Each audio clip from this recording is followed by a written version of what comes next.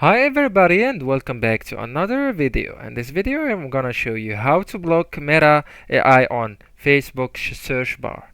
So to do that you just need to open up the app on your phone and then I'm gonna show you the steps step by step in one picture. So guys, for me, why I'm filming on my PC, because I don't have that option on my Facebook on my phone, so you can find it on the search bar on your app on your mobile. Anyways, guys, that's the step that that guy showed us.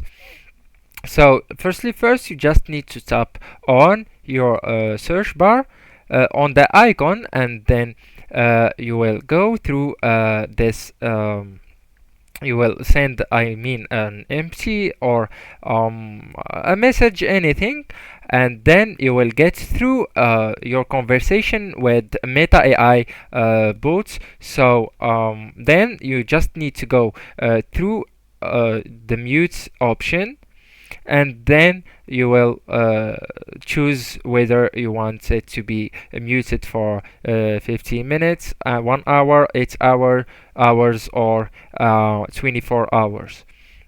If you want to turn that Meta AI off for a long time, and you don't want it to appear to your search bar on Facebook again, you will choose until I change it.